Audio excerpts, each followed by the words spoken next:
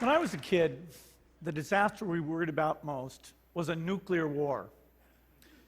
That's why we had a barrel like this down in our basement, filled with cans of food and water. When the nuclear attack came, we were supposed to go downstairs, hunker down, and eat out of that barrel. Today, the greatest risk of global catastrophe doesn't look like this. Instead, it looks like this. If anything kills over 10 million people in the next few decades, it's most likely to be a highly infectious virus rather than a war. Not missiles, but microbes.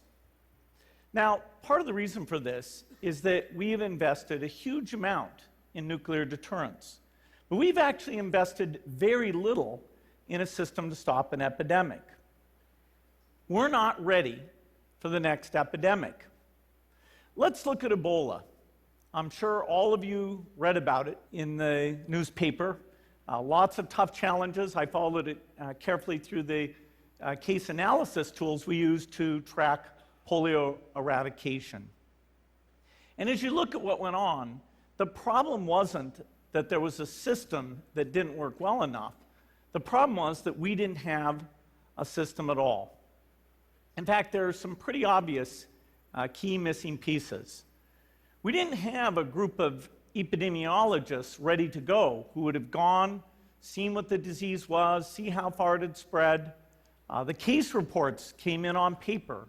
It was very delayed before they were put online, and they were extremely inaccurate. We didn't have a medical team ready to go. We didn't have a way of preparing people. Now, Médecins Sans Frontières did a great job orchestrating volunteers, but even so, we were far slower than we should have been getting the thousands of workers into these countries. And a large epidemic would require us to have hundreds of thousands of workers. There was no one there to look at treatment approaches, no one to look at the diagnostics, no one to figure out what tools should be used. As an example, we could have taken the blood of survivors, processed it, and put that plasma back in people to protect them. But that was never tried. So there was a lot that was missing, and these things are really a global failure. The WHO is funded to monitor epidemics, but not to do these things I talked about. Now in the movies, it's quite different. There's a group of handsome epidemiologists ready to go.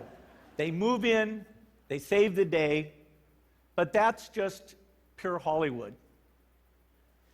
The failure to prepare could allow the next epidemic to be dramatically more devastating than Ebola. Let's look at the progression of Ebola over this year. About 10,000 people died, and nearly all were in the 3 West African countries. There's 3 reasons why it didn't spread more. The first is there was a lot of heroic work by the health workers. They found the people and they prevented more infections. The second is the nature of the virus. Ebola does not spread through the air. And by the time you're contagious, most people are so sick that they're bedridden.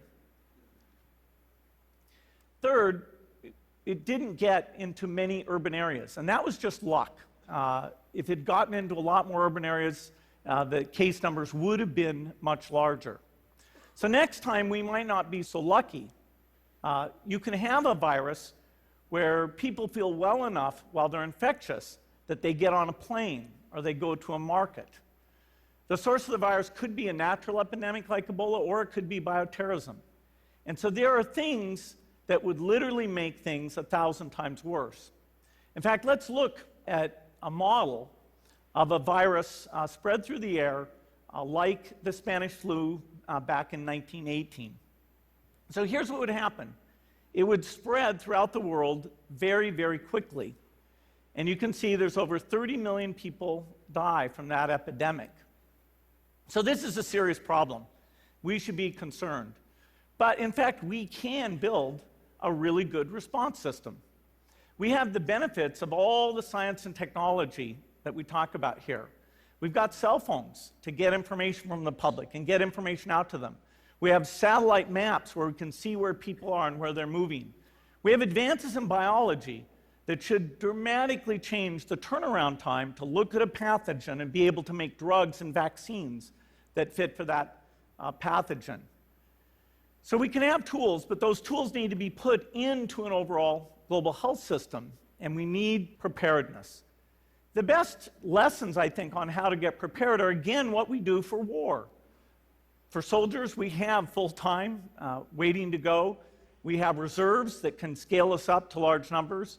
NATO has a mobile unit that can deploy very rapidly. NATO does a lot of war games to check, are people well-trained? Do they understand about fuel and logistics and the same radio frequencies? So they are absolutely ready to go. So those are the kinds of things we need to deal with an epidemic. What are the key pieces? First is we need strong health systems in poor countries. That's where mothers can give birth safely, kids can get all their vaccines, but also where we'll see the outbreak very early on.